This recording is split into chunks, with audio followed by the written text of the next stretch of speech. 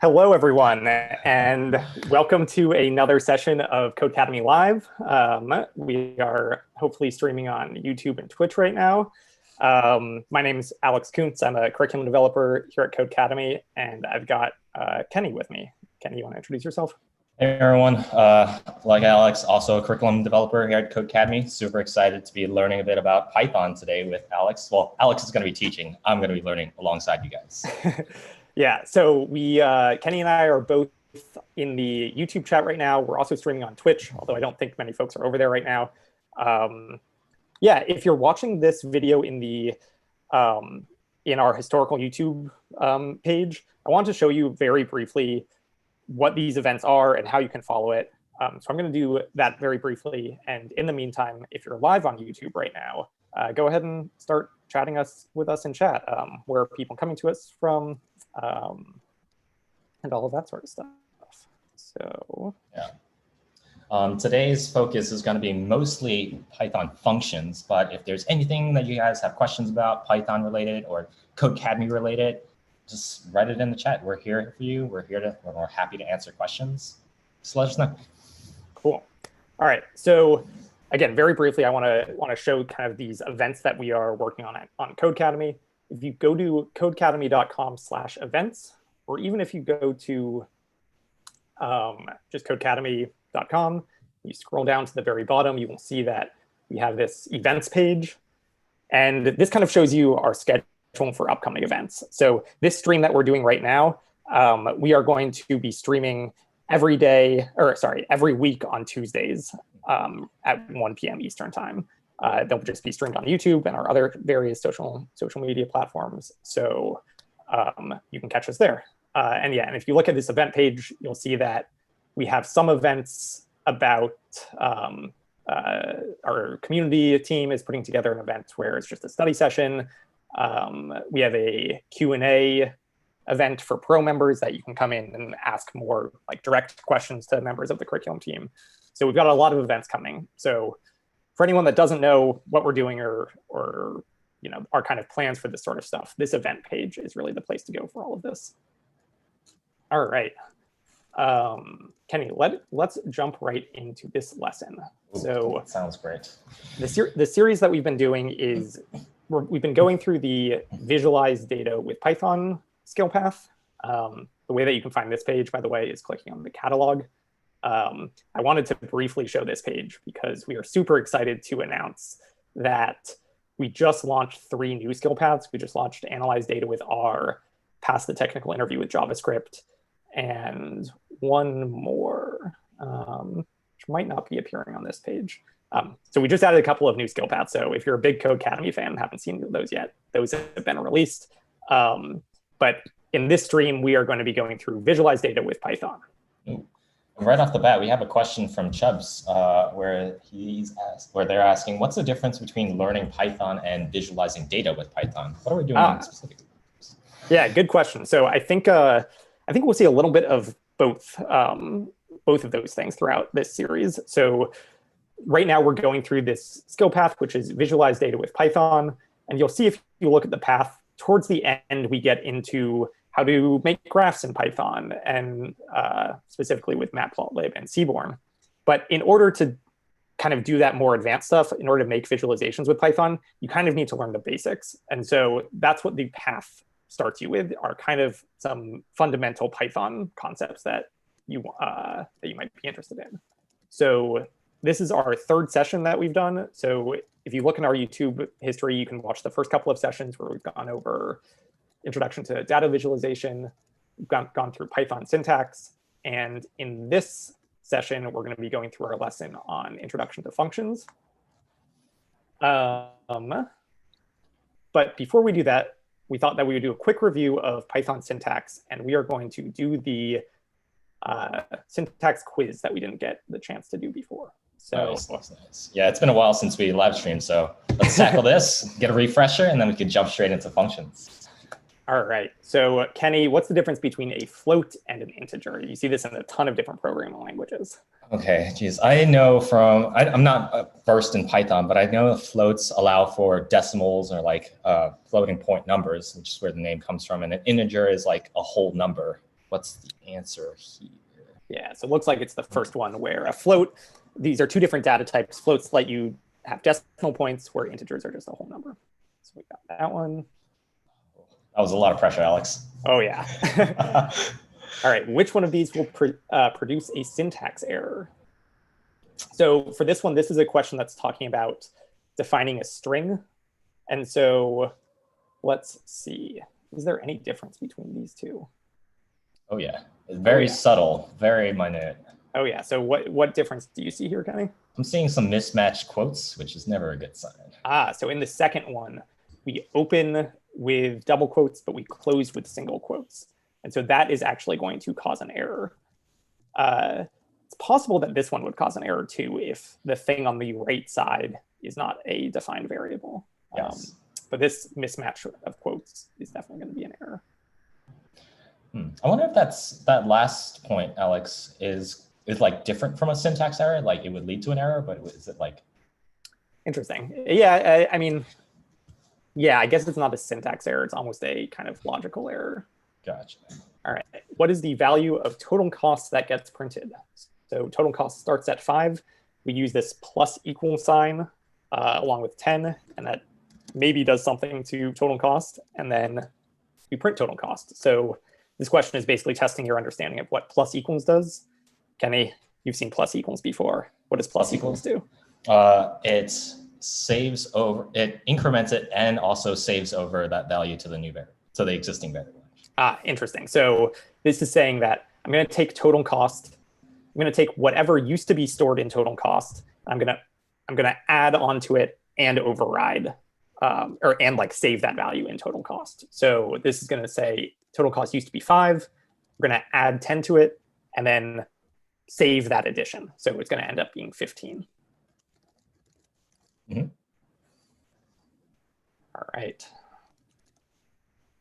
What function outputs text to the terminal? So we have a couple of different functions here.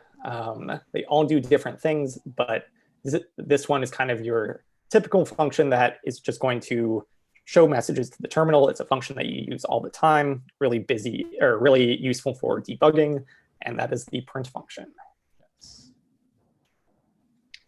Hi, everyone in chat. I see all of your questions and comments. I can definitely touch on some of those questions after we go through this quiz.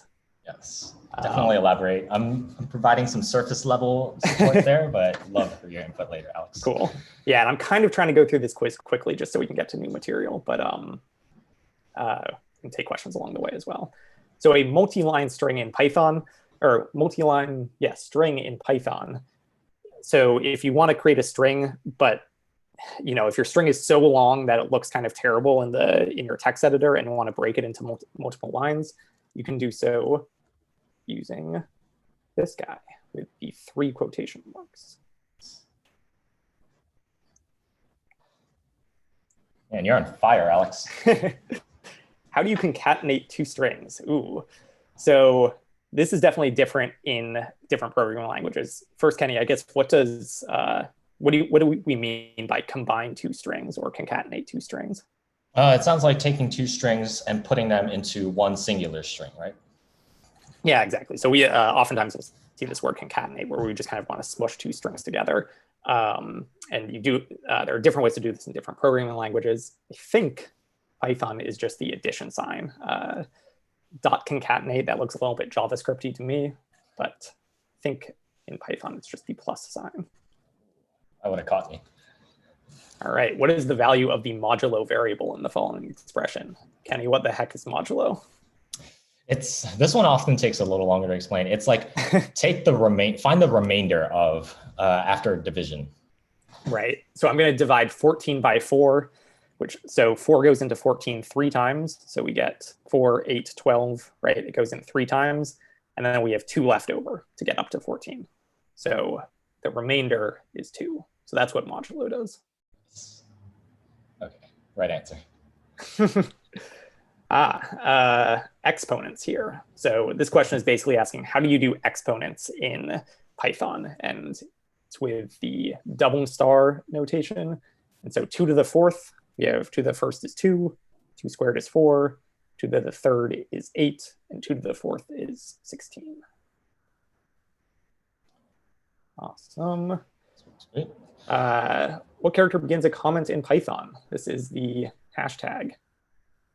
I don't know if you had, so Kenny and I were both classroom teachers, and I don't know if Kenny, you reached a point where I started teaching in like 2013, and I was still using the terminology pound sign, and then pound has just been completely eradicated from the face of the earth. Nobody says pound sign anymore. Everyone is saying hashtag. Yeah, it's like a nice little fun fact to bring up. And it's like, hey, this hashtag is actually known by so many different names. The octothrope. Have you heard of that one? Oh, I've heard of the octothrope. Oh yeah. Yeah, but I remember my students just being like, Mr. Kuntz, what are you talking about? That's a hashtag. What is a pound sign? There's so many old moments with students. Yeah. All right, what is Python syntax for creating a variable and assigning the number 10 to it? So there are a couple of different things that are going on here. So it's not def. Def is how you create a function name, which is what we're actually going to be talking about in today's lesson. Equals equals. Kenny, what is equals equals doing here? That's like an equality operator, right? Where you check to see if two values are the same. Yeah, exactly. So this isn't assigning the variable to 10.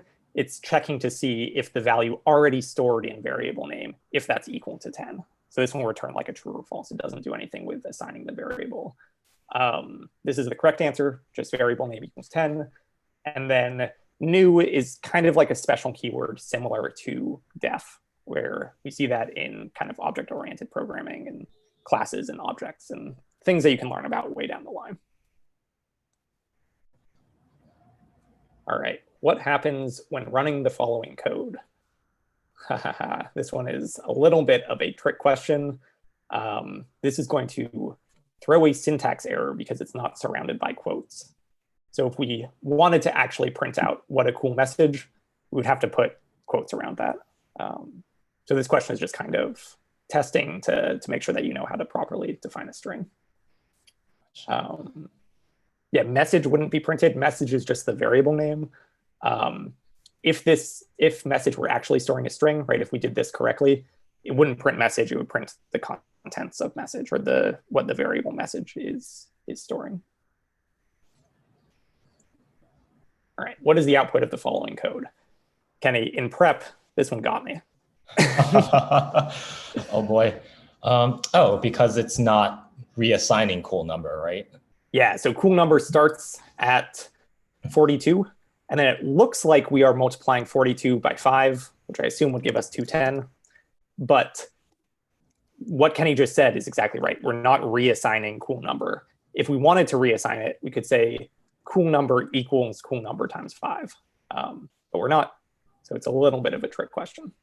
Oh, could we use the equals star 5 kind of thing? Yeah, so earlier we had that question about like basically what does plus equals do? Where plus equals not only does the addition, but it also like resets the value to that new value. Yeah, so we could do cool number times equals 5, and that would say take the value currently stored in cool number, multiply it by 5, and reset the value of cool number. I've just been trying to make you say cool number multiple times. Yeah. It's worked. All right. Last question. Which of the following defined variables is a string? This one's fairly easy. We've got a float. We've got an integer. We have a string, which is something that's surrounded by quotation marks. And then this will also be an integer, where this is, we're doing some exponent work. It's 14 to the third. But the string is cool variable 3. Nice. Cool. You got 100, Alex. Good. Hey, thank goodness. If anyone in chat has like any questions about that, feel free to post questions. I'm going to pull up the lesson that we're going to work on next. Let's see. I don't think this is going to take us to what we actually want. We're going to skip the project from that. Let me go back to visualize data with Python. All right, 15 minutes in, and cool. The thing that we are going to be covering is the third main lesson in this course, which is Introduction to Functions. Yes, super important concept. Glad we're covering this. Definitely. Functions are in almost every programming language. I don't think I've ever worked in a programming language that doesn't have functions. I suppose there are some very strange ones that might not have functions, but the things that you learn in Python can totally be applied elsewhere. So cool. Kenny, did you see any comments that you think are worth talking about before we dive into the lesson? I think Chris G mentioned something that was worthwhile we should talk about. Like, would you recommend we learn Python 3 module before tackling other Python subjects? And I had mentioned that, like, yes, I think, especially if you're just trying to learn a language to do something, I imagine other modules we're talking about like skill paths and very specific things that you might want to do. So learning the tools to do something and then figuring out what you want to do could be worthwhile. Other people take a different approach, but your thoughts, Alex? Yeah, I would agree. This skill path that we're going through, we teach a little bit of the Python fundamentals that you'll need in order to get to the data visualization stuff. But we also leave out a lot of Python fundamentals that are not necessarily necessary for data visualization, but are like probably good to know in the long run. It's kind of like if you were just interested in learning data visualization, take this skill path. Otherwise, I might look into either the computer science career path or the Python 3 course. That one kind of give you a more rounded or a more complete understanding of what of Python as opposed to this like very specialized skill path. Cool. All right, let's get going. So this introduction to functions. I love this animation that we have that kind of shows this off. So the idea behind a function is that we want to write code that is both reusable and can have input and output. So in this image that we have showing here, the input is some shape. And you could imagine like, okay, it's a little bit hard to think about in Python terms because it's like, how do we even define what a shape is? Perhaps that's just a number of this shape has 3 sides or 4 sides. So we know how to create integers in Python. And then we are taking this function, which we have named add one side, and we are applying that function to all of these different inputs. And the function then gives us output. So when we apply it to a triangle, it produces a square. When we apply it to a square, it produces a pentagon. A pentagon makes a hexagon, all that sort of stuff.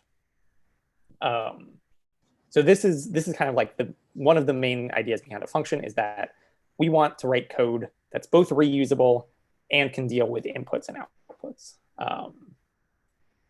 Any thoughts about that, Kenny? Yeah, reusable, and it also looks like very consistent, right? Like it's consistent behavior that we observe throughout. And if something were to change in that behavior, I guess we can look into that one place, that add one side function, and deal with it there.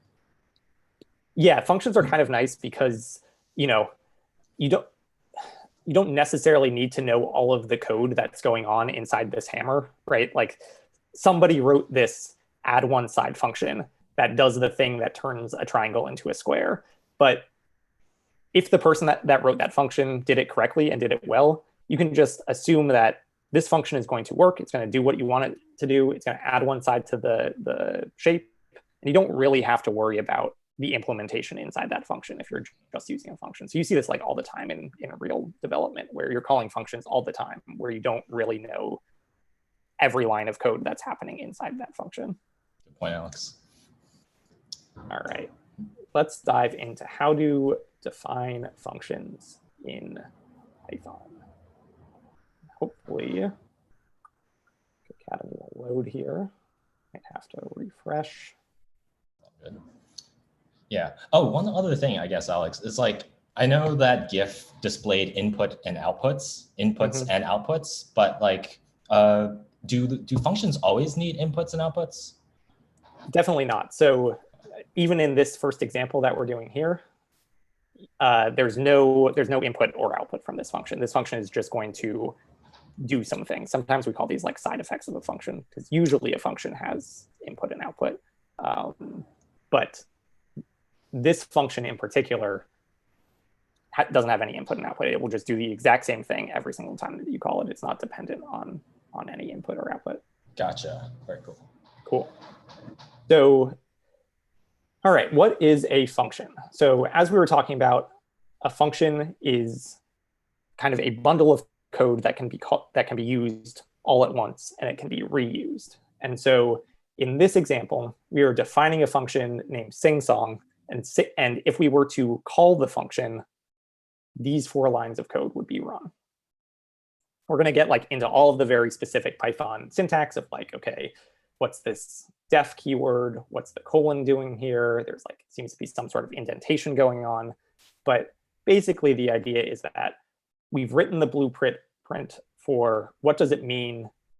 What do I mean if I say call singsong? We've written the blueprint here, and now we can execute that code. We can run that blueprint. So the instructions here say we've made a function for you called singsong. Call that function once to see what it prints out. So I can call the function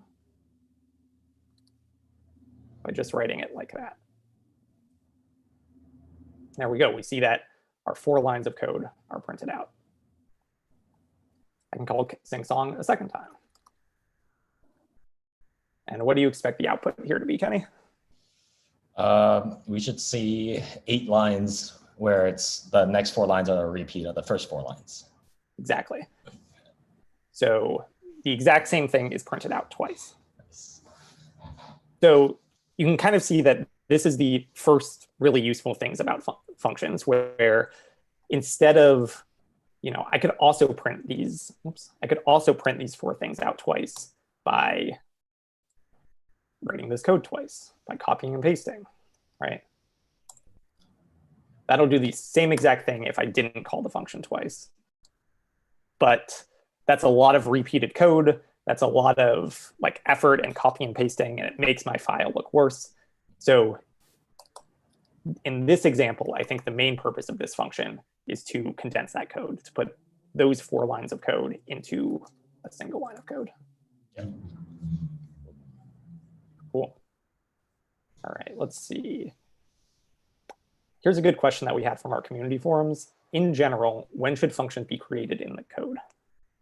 What do you think about that, Kenny? I think like the name of functions lends itself to knowing that as well. It's just like, if there is something that I know I need to be doing, in this case, singing a song many times over, I would write a function so that I can reference those 4 lines of code so I could do it over and over and over again. Yeah, I think going back to that point of reusability and maintainability, where you keep your code dry, keep it neat, and then yeah, you can always go back and reference it. That's what would make life easier, and that would be my guiding point. Keep life easy. Nice. I think that's a good good kind of reference point to keep track of just like, would my life be easier if this was in a function and I didn't have to keep repeating the same code over and over again. All right, cool. So in this exercise, we are going to actually write a function. And so this goes into some of these keywords that we were talking about. So in order to define a function, we have to use the Python keyword def. So functions are in many different programming languages. And in Python, we say, hey, I'm writing a function by using this keyword def. Kenny, what is it in like JavaScript? Func, F-U-N-C. Yeah, so other programming languages have stuff like this, where it's like, okay, here's a special keyword that is telling me I'm about to define a function. In Python, we're using def. And then, let's see, this task is asking me to write a function called loading screen. So that's the name of the function. All right, next we have these parentheses, which for now I'm just going to leave as open close parentheses. These parentheses, as we'll see in a second, are involved in the input of the function. And since this function doesn't have any input, we're just going to not worry about these parentheses right now, and we won't come back to it later.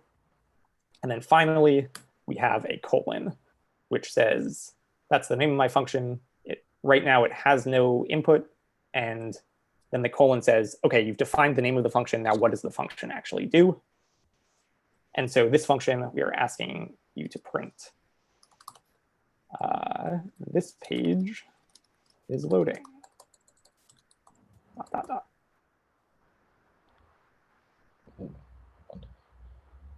So I just ran my code Kenny, why did this page is loading not print? So in the previous exercise, in order for our code in our function to run, we have to call the function, right? Yeah, exactly. And so what we've done here is we've defined the function. We've like written the blueprint. We've said, this is what I expect to have, or this is what I want to have happen when somebody calls loading screen, but I haven't called it yet. So now I can come down here and say, okay, let's call loading screen. And there we go. Now we actually see our output. I skipped one little detail of writing this function, which was that this line of code is indented. So let's put a pin in that. And I think we are going to talk about that maybe even in the very next exercise. Sweet. Let's see if there are good community forum questions.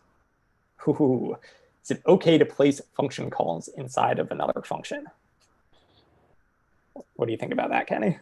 From other programming languages, it's possible. I imagine Python allows it as well, but I have not tried it yet. Definitely. Let's actually give that a try. So we can do something like def my second function, and I'm going to print this is another function. Okay, cool. So I can call this function now. I can call my second function. And what do you expect the printout to be here?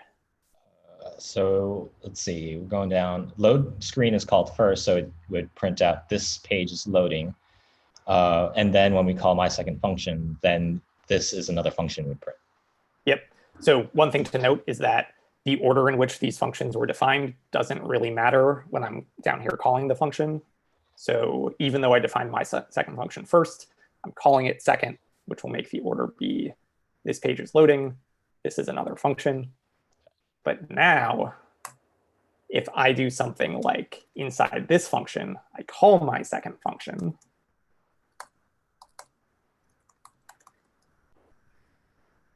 What do you think happens here? OK, so we call loading screen first, which prints this page is loading, and then we call my function there. So that should print this is another function, and then we call my second function again. So then another line of this is another function should print. Yeah, exactly. So I'm writing a little comment here. So loading screen now prints this page is loading and then does whatever my second function does. So that, just like you said, that will print this page is loading, and then my second function will print this is another function. And then we have another call to my second function down here, which will then print off this is another function again. So I'm expecting this page is loading, this is another function, and then this is another function. That's exactly what we've got. Hey, Alex, if I know for JavaScript, there's like a concept of hoisting. So like you can declare variables and functions willy-nilly. That's an oversimplification. But if you were to put my second function, the declaration of it after loading screen, is there like an error or something? It's a good question. I think that this will technically error, but I'm actually not sure. So for people watching along, like this is really the best way to understand what's happening, where it's like you really can't break anything while programming, right? Like this might throw an error, but now I understand like, okay, the order in which these functions is declared matters. Maybe my second function isn't declared yet because it's declared afterwards. So let's see what happens. And nope, it still worked. Cool. So yeah, so the order of declaring these functions seems like it didn't matter. Gotcha. For people in chat, have you heard of the concept of recursion before? And as you answer that, I'm going to clean this up a little bit. I want you to think about what would happen if we did this. Oh boy. So Kenny, what do you think? I think I'm very nervous right now, and you're going to crash your web page potentially. But it seems like if you're calling a function within itself, it'll keep coming back. So recursion being like a loop in and of itself, right? Yeah. And when does it end, though? Right. So this is an example of recursion, which is the concept of one function calling itself. And so right now, if I ran this, this would be an infinite loop. I might even like try to do that in the spirit of like you can't screw up too badly, right? Like nothing that bad can happen. So if I call loading screen here, loading screen says, okay, I'm going to print this page is loading, and then I'm going to do whatever loading screen does. Well, whatever loading screen does is print this page is loading, and then do whatever loading screen does. Well, whatever loading screen does is print this page is loading, and then right. So it's an infinite loop. It would never, ever, ever get out of there. So right now, this wouldn't be an issue because I'm just defining it. So that function's defined. But now if I call loading screen, this will be an infinite loop. So I'm going to run it, and this might crash my web browser, which shouldn't kill the stream if I have to kill my entire web browser. But look at that. That's cool. Oh.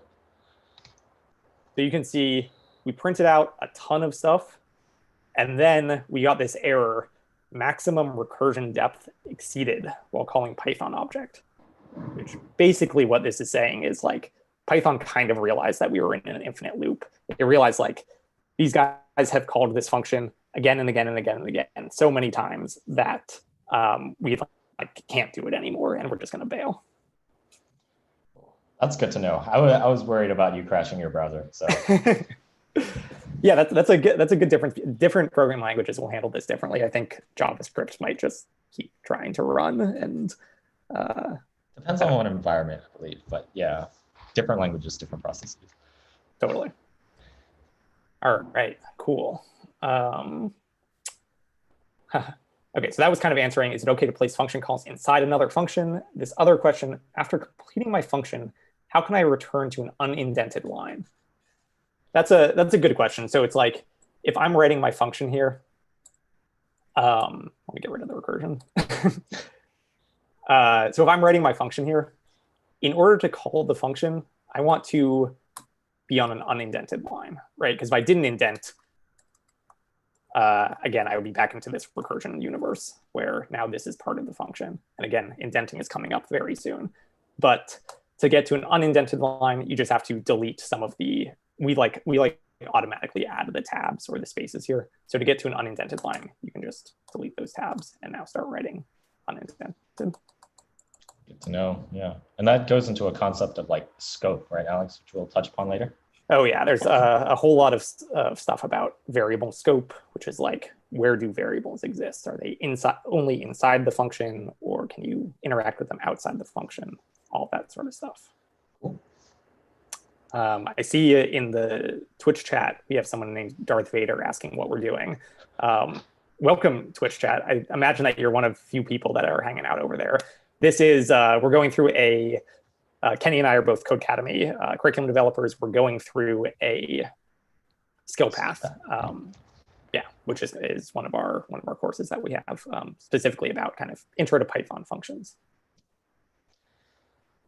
All right, white space, cool. So this is what I was talking about with indentation, where as you will have been seeing with these past function declarations, everything that we want to be part of the blueprint, part of defining the function, is indented 2 spaces. And so let's do these instructions, run script.py, and look what is printed out. So it prints, this computer is running on version Everest Puma. I think this was like a joke back when all the iOS systems were named after big cats. And mountains, right? Well, so I think that they were big cats for a long time. It was like snow leopard and lion, and then they started doing like national parks where we have like Yosemite and Catalina. Yeah, exactly. So we print out that line, and then we also print out this is your desktop. So both of these print lines are a part of the function. However, if I remove the 2 indentations for the indentation here, now this is your desktop is no longer a part of the function call. And so really what we're doing is first we are printing this is your desktop, and then we're calling the function. So these will actually be flipped, right? Now the first thing that we're doing is just printing this outside of any function stuff, and then we're calling the function. Yes. So if I put something inside the function, print hello.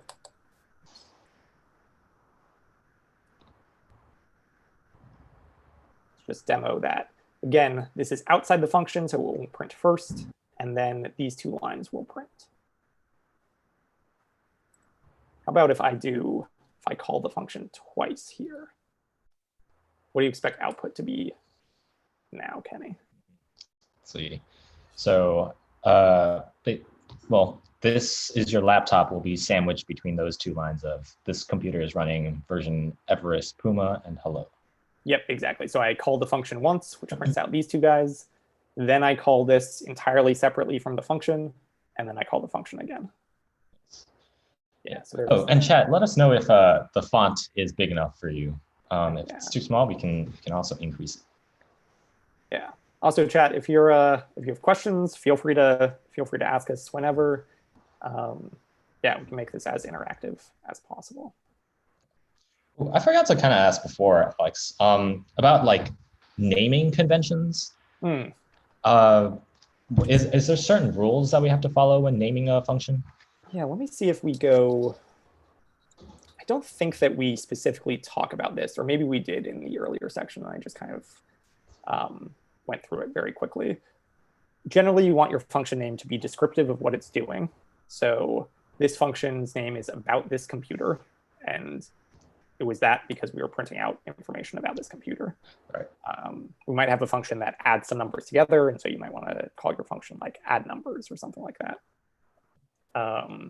The other thing, I guess, is that typical Python style is to write your function name. This is called snake case, where everything is lowercase and you put underscores between the words. Some other programming languages use camel case, which would be like about this computer. And that's called camel case because it's like the start of every word is capitalized. So it's kind of like you get these like humps like a camel. Gotcha. So that's just it, right? Like it's convention. If I wrote a function in camel case, would that break the program in any way? So as long as your function definition matches whatever you're calling it, it wouldn't break. So I could change this to about this computer. And then as long as I call, actually, this will be a good example. So I'm calling the function twice, one correctly and one incorrectly. So we should see the correct one work, and we'll see the printout, and then our program should crash when I try to call this function that doesn't exist. Ooh, what happened to my run button? Oh, that's, I guess, the part of like making it too big, potentially. Oh, I see. Let me refresh the page. You might also have to scale your, oh no, okay, cool. So there we go. The function ran once, and then it crashed because the error message name about this computer is not defined. And specifically, the snake case is not defined, right? The underscore version of this function isn't defined. Chris G in the chat says, I've heard something about something called PEP8. Does that have anything to do with naming? Kenny, this might be a good one for you. Do you know what PEP8 is? Is that a? I thought that was a JavaScript thing. Maybe that's the name of the Python documentation. A quick Google says it's a style guide for Python code. Okay, I thought it was the style guide for JavaScript. Yeah, so Chris, PEP8 is the style guide for Python code, which is basically like recommendations or this is how most people are writing their Python code. And so in PEP8, which is the style guide, you'll see things like typically functions are written using not camel case here, using snake case. Yeah. Great question, Nikki. Yeah, good question. Right, we got 20 minutes left, so I want to make sure we get to input and output. But very briefly, what's the deal with indentation? 2 spaces versus 4 spaces versus tabs. These are all different options that you could do with indentation. The only thing that matters is that it has to be consistent. So I'm actually going to rename this to the correct style just to be good Python programmers. I'll run this to make sure that this is good. Cool. I'm going to add another print line of hello.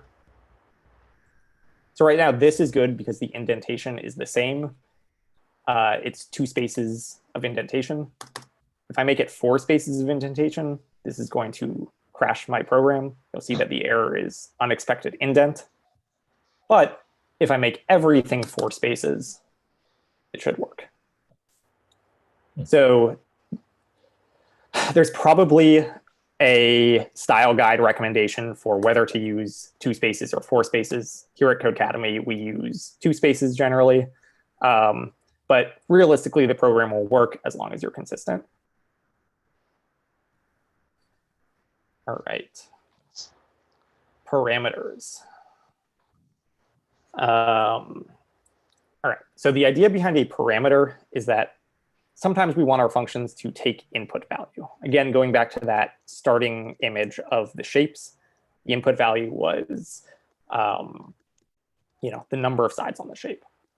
So imagine we want to have a function that has some input value. And what we are going to do is we want to take that value, multiply it by 2, and add 3. Right now, we've written a function that already does that. So we say the function mult2 add 3 prints the number multiplied by 2 and adds 3. As it is written now, the number that it operates on is always 5. Call the function and see what prints out. So if I just call mult2 add 3, we're going to do 5 times 2 plus 3. And Kenny, I'm seeing some questions in the chat, which might be good for, I don't know if you're answering those or not. Typing away, buddy. So cool. We just wrote this function. It's similar to what we've done before, where we have no input. We're just taking 5, we're multiplying it by 2, and we're adding 3. However, what we can do is, let's say I didn't want to always do it with 5. Well, I could change this to 6. But now this function is locked into always using 6. So we want to write a function that lets us do this add 2 or multiply by 2, add 3 for any number. And so in order to do that, we need to give it an input value or a parameter. So what we are asking you to do here is get rid of this line of code and say pass the number, add a parameter called number. So I'm going to add a parameter between these parentheses. This is our input parameter. We're saying, I expect you to give me a number. And with that number, I'm going to multiply it by 2 and add 3. Now, when I actually call the function, I can't just leave these parentheses empty because the definition of the function has said, I expect you to give me a number. So if I put 4 in here, I guess the exercise is asking me to put 1 in here. So if I put 1 in here, 1 is now going to be substituted in for a number. So I'm going to do 1 times 2 plus 3. I should get 5. Yes, because 1 times 2 is 2. So 1 times 2 is 2 plus 3 gives me 5. I can now call this function again, like we asked you to do with the value of 5. There we go. The function has done something different now, right? It hasn't done the same thing again and again because I'm able to give it different inputs. Let's do it with -1.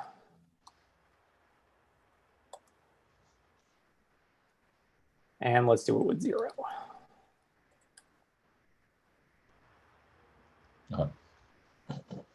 Cool. So before, when we weren't working with inputs, our function could basically only do one thing. It was deterministic. It always did the exact same thing because we couldn't add inputs that would change what it does.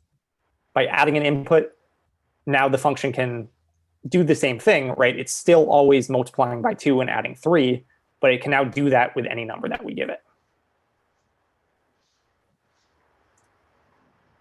Cool. Can you please tell me what a real-world application would be? I've heard that JavaScript is good because with Node.js, you can work on the front end and back end and truly be a full stack developer. That's a question in chat. Yeah, so JavaScript deals with web development. Python more deals with, we use it a lot for data science, or in the past, I've used it a lot for data science. But for an example of like a real world application of this is, let's say you were writing a program that, I just wrote a project for Codecademy dealing with like coronavirus data, right? And one of the things that we had to do was we had a big list of data points, and so we had to sum up all of the data, or we wanted to like sum up all of the numbers in this data set to find, you know, how many people have recovered from coronavirus over the course of the past couple of months. And so I wrote a function to do that, right? Rather than just writing all my code outside of a function, I wrote it inside of a function so I could apply it to how many people have recovered in the US, how many people have recovered in Italy, right? I could give it different input, and the function would know what to do with that input and give me a result. Cool. All right. Great example. It looks like that. Yeah. Let's see. I'm looking at the community forum questions. In Python, do parameters still hold some value when the function call completes? I think the easy answer for that is like, no. When the function call completes, this one is kind of forgotten about, right? Where we were subbing in one, we were using one in place of number. And after this function is done, number doesn't really remember that it used to be 1, right? We call it again, and now number is 5. We call it again, and now number is -1. So after the function call completes, it's like the blueprint has been used, and it doesn't remember that it has been used. It's just ready to go again. It's like it's serving its job as a blueprint, and it's ready to go again with whatever number you give it next. All right. Multiple parameters. So in the previous exercise, we just had one parameter, right? We said we're interested, this function wants one number, and it's going to do some stuff with that number. You can imagine that you would want a function that takes multiple numbers. So a real world example of that is maybe I want to write a function that adds up all of my bills. So I need to give it my electricity bill and my heat bill, all that sort of stuff. So this is a function that it needs multiple sources of input. So let's see. We're saying first change the name of the function to multx add y. Multx add y. So right now, that function is still only taking one parameter named number. But what we want to do is we want to add 2 new parameters.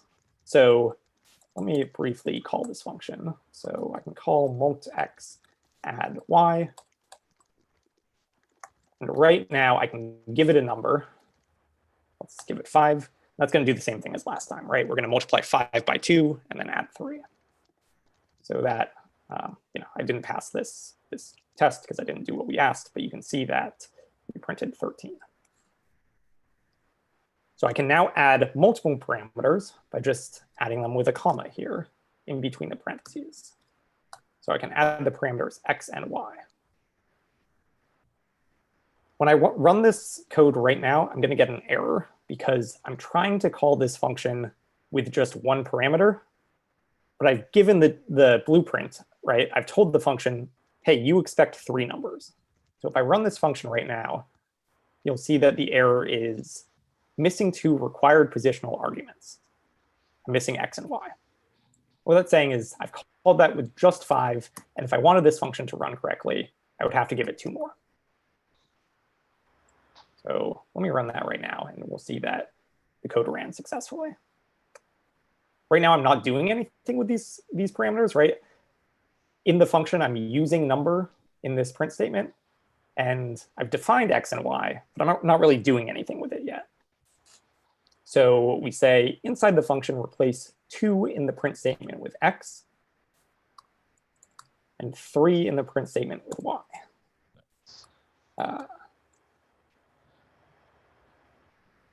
So now when I run this code, what's going to happen is that 5 is going to be the value for number, 1 is going to be the value for x, and 2 is going to be the value for y. And in fact, I'm going to change 1 and 2 to 2 and 3, just so it matches with what we're asking you here. And there we go. So now we have a function that expects multiple parameters, and then we're doing different things with those parameters. So again, now I can kind of change up how I use this function. The blueprint is written, and now I can use the blueprint in multiple different ways.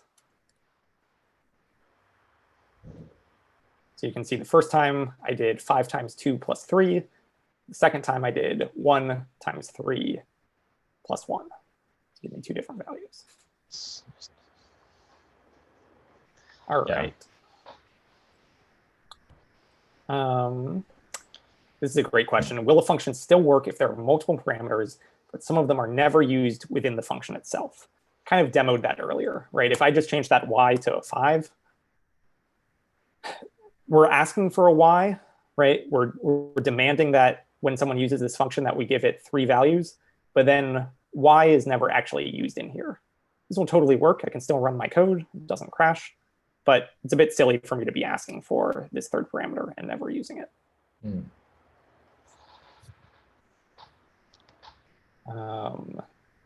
Should my function use print or return?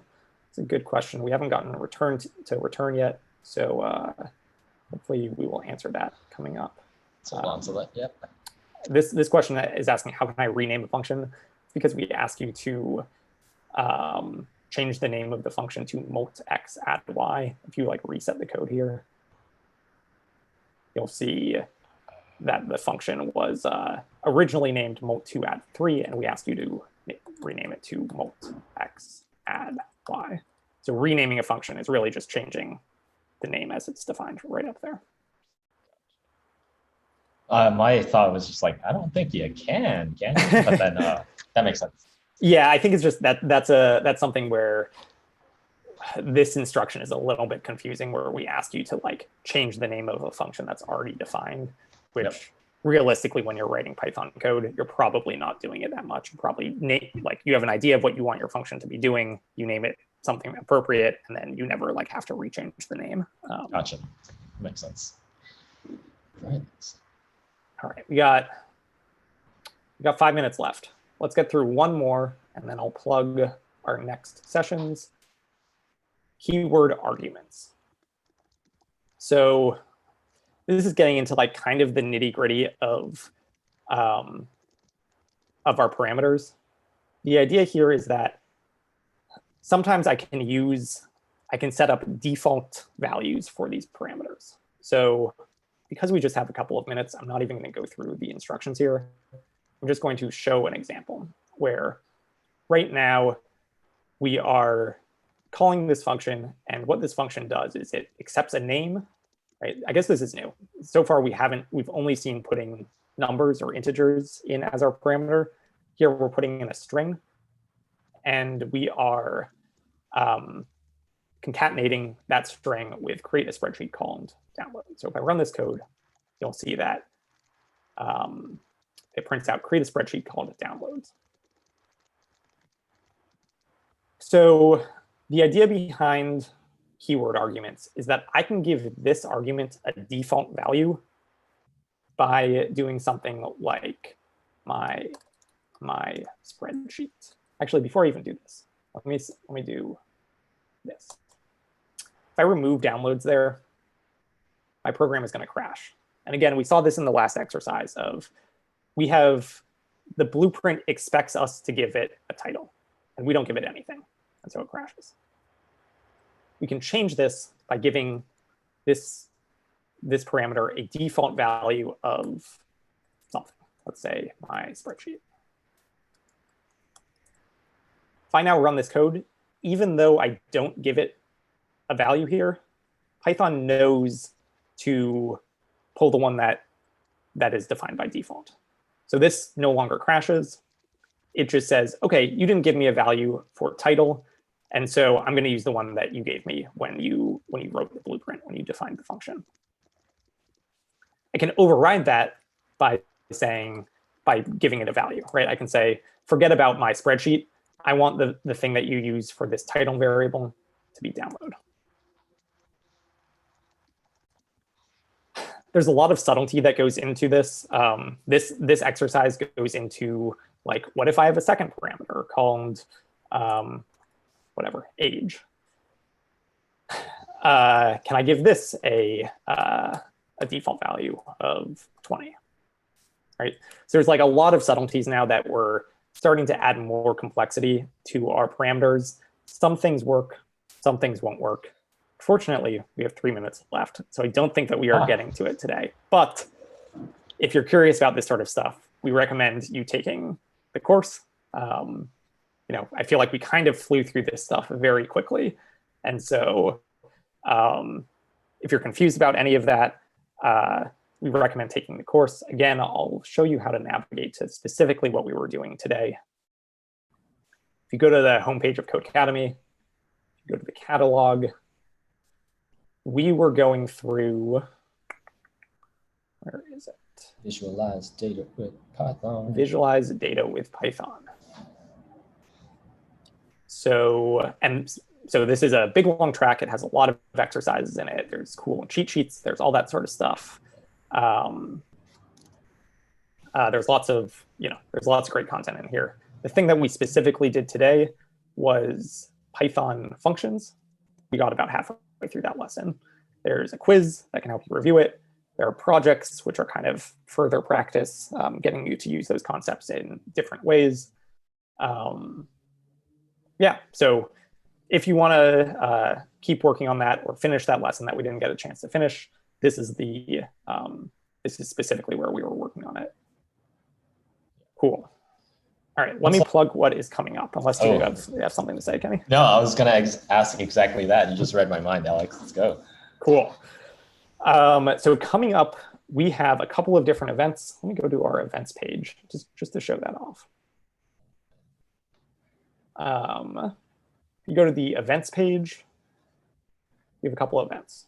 We have the thing that we are in right now, which is Visualize Data with Python number 3. Tomorrow, we have a group focus session. This is not run by me or Kenny. I think this is our community team. Yeah, Lil, Elisa, Mike, all those awesome people. If you'd like kind of a place to work on code with people, you can register for this session. And then on Thursday, we have a session that is for pro members only. So I think if you're not a pro member, you won't even see this. You won't even see this block. But basically, this session is a private Zoom call with some curriculum developers where you can ask us more questions. We can give you more detailed answers. Like Kenny has been trying to keep up answering all of the questions in chat, but those are sentence-long answers. And so really, I view these sessions as the time. It's like your time. It's time to like answer your specific questions that you have. In the past, we've like brought people on the call. We talked to someone in Ireland who was wondering about like how to set up data collection hardware stuff. That was super fun. Like I want to turn it into like a radio show, right? Of having people call in with their questions. So if that sounds like something that you're interested in, we're going to be running those every Thursday at noon. And if you're a pro member, you can follow the instructions in here to sign up for that. Finally, next week, we will be running another free stream like this one going over the next unit. So that won't be me. I believe that's other curriculum developers, Sunny and Carolyn. So yeah, so they will be covering the next event in the path, which let me get there again. Let's see what that actually is. Also want to make a plug for that search option, which has helped me a lot. Yes, we have a search option. So I imagine Sunny and Carolyn will be doing Python lists. Maybe they'll want to do the projects, but I think we won't try to get them to do build Python lists, of course. Yeah, so that's the plan. We're going to try to do these until we get through all of visualize data with Python. If you're watching this now, we would love your feedback, whether it's just in like the chat that exists right now, or I'll have to find ways to get good feedback. But if you're watching this right now, thank you very much. We appreciate getting through this lesson. I really love doing these live coding sessions. Kenny, I appreciate you being here to field my questions, to answer stuff in chat, to be a good person to bounce conversation off of. This is always fun, Alex. You don't have to thank me for nothing. Cool. Let me stop screen sharing. Definitely follow us along. We're going to try to make this a weekly thing, like Alex was saying. So any feedback that you guys have in chat is super welcome. And once again, thank you. Love to see you again. And Alex, anytime you want me on, just let me know. All right, cool. Thanks, Kenny. And